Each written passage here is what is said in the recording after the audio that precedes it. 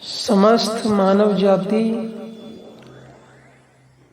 या हम कहें पृथ्वी के मनुष्य जो दुख, जो कष्ट, जो पीड़ा भोग रहे हैं, उसका कारण उनका अपने ही मन का अज्ञान है, अविद्या। उसी अविद्या से मनुष्य के मन में कलुषित और दूषित भावनाओं का उदय होता है और उन्हीं भावनाओं से वो मानव अमानवीय, अनैतिक, असामाजिक कृत्य करता है और उन्हीं कृत्यों के परिणाम में उसके जीवन में दुख, पीड़ा, कष्ट और वेदना का निर्माण होता है। इसलिए आत्मज्ञानियों ने कहा, संतो सहज समाधि वाली, ये जीव विश्राम, परम शांति उस क्षण प्राप्त करता है जिस क्षण ये मानव समाधि को उपलब्ध हो जाता है। समाधि, परम शांति इस जीव को समस्त वेदनाओं से, पीड़ाओं से, इच्छाओं से, आकांक्षाओं से मुक्ति देती है।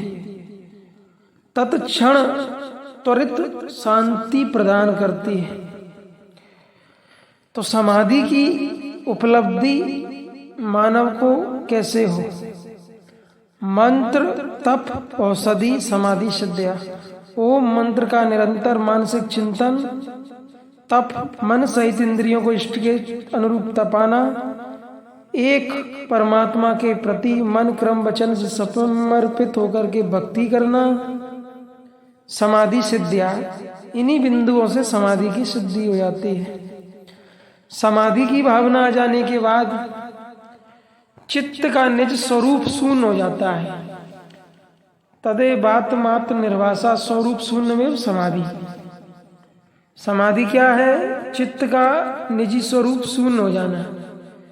देह लक्ष्य मात्र की प्रतीति समाधि है। हमारा लक्ष्य है परम तत्व परमात्मा, उसके तद्रूप हमारा चित्त हो गया चैतन्य, वो अवस्था समाधि है। समाधियते चित्तम योगी आत्मेव समाधि, जिसमें चित्त का समाधान होता है। चित्त जिस क्षण समाधि को उपलब्ध होता है उस क्षण वह गुणातीत हो जाता है। चित्त से तमोगुण, रजोगुण, सतोगुण, ये तीनों गुण अपने मूल कारण परम तत्व परमात्मा में विलय हो जाते हैं। उस क्षण ये चित्त समाधि को उपलब्ध होता है। समाधि योग की अंतिम अवस्था है। समाधि के लिए आरंभ होता है योग साधना का। यम, नियम, आसन, प्राणायाम, प्रत्याहार, धारणा, ध्यान, समाधि।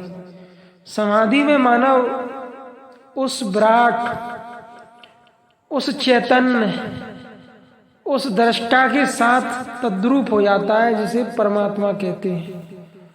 अब जानन्ति मां मूढ़ा मानुषी तनुमा सरता परम भाव म जानन्ते मम भूत महेश्वरम। जो समस्त भूतों में वास करने वाला परमात्मा है, उस परमात्मा का सम्यक बोध, अनुभूति समाधि में हो जाती है। समाधि जीवन के समस्त दुखों का नाश करके बुद्धि जिस क्षण समाधि में उस समत्व की सिद्धि होती है, उस ऋतंबरा तत्व प्रज्ञा, उस प्रज्ञा बुद्धि से उस क्षण मनुष्य उस सूक्ष्म, अति सूक्ष्म आत्मज्ञान से समस्त दुखों से, समस्त पीड़ाओं से, समस्त कष्टों से और वेदनाओं से मुक्त होकर के परमानंद की परम शांति को प्राप्त हो जाता है। समाधि समत्व दिलाने वाली साम्य अवस्था है, जहां जगत के प्रति समभाव पैदा हो जाता है। ना कोई प्रिय, ना अप्रिय, ना कोई मित्र, ना कोई शत्रु, ना कोई अपना, ना पराया। जगत के प्रति समभाव ही समाधि है। समाधि की अवस्था आ जाने पर योगी शरीर और मन और इंद्रियों के अतीत हो जाता है। शरीर, मन, भावनाओं के अतीत हो जाता है। जगत में इस पृथ्वी पर एक योगी है जो शरीर, मन, इंद्रियों के अतीत होता है। शेष मनुष्य शरीर, इंद्रिय और भावनाओं के अधीन होते हैं। इसलिए कहते हैं कि वो बंधनग्रस्त है, वो जीवत्व की अवस्था में। और परमात्मा या मोक्ष मतलब भावनाओं के अतीत परम भाव में स्थिर हो जाना। तो आत्मज्ञानी संतों ने ये मन बुद्धि चित्त अहंकार पर घोर अनुसंधान और तप करके ये अंतिम निष्कर्ष निकाला कि इस मनुष्य को योग साधना से समाधिस्थ किया जा सकता है और इस मनुष्य के सारे दुखों को, सारे कष्टों, सारी पीड़ाओं का नाश संभव है और इसे परमानंद की परम अवस्था प्राप्त हो जाती है। पुरुषार्थ नाम शून्य नाम गुणा नाम प्रति प्रसव। तो योगी को पुरुषार्थ और तब तक करना है जब तक कि वो परमानंद की परम अवस्था को उपलब्ध ना हो जाए। परमानंद की परम अवस्था को उपलब्ध होने के बाद योगी पुनः इस संसार सागर में नहीं आता, तर जाता है। तो उस समाधि की अवस्था के लिए सर्वप्रथम संयम अपरिहार्य है।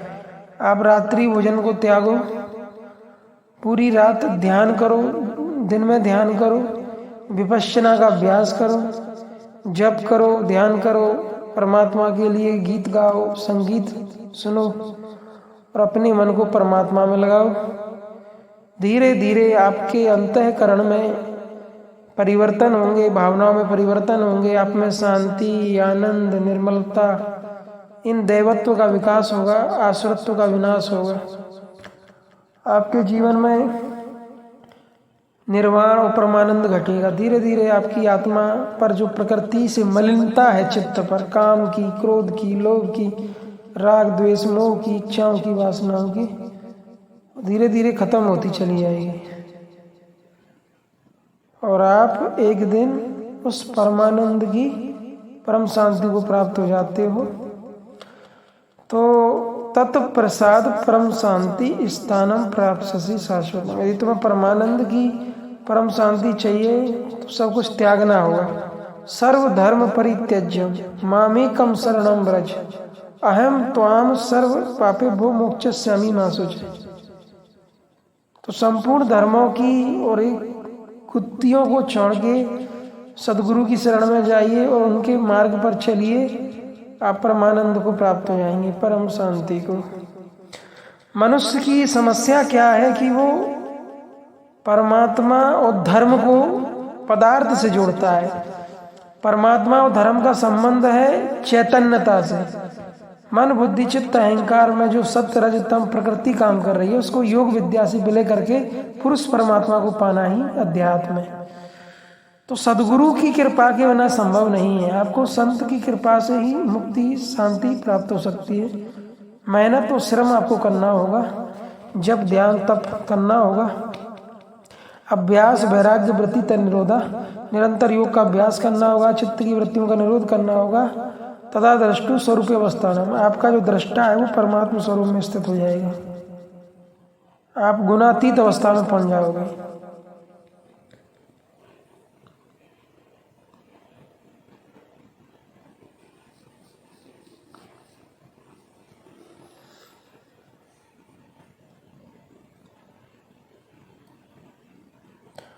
तो समस्त मानव जाति इस भ्रम में है कि सुख और आनंद का केंद्र संसार के भोग हैं। जिन्होंने सुख और आनंद का केंद्र संसार और संसार के भोगों को माना है, उनके जीवन में दुख है, पीड़ा है, अशांति है, कष्ट ही कष्ट है। और जिन्होंने सुख और आनंद का केंद्र परमात्मा को मान के योग साधना में जो लग गए, उनके जीवन में परमानंद है, परम शांति है।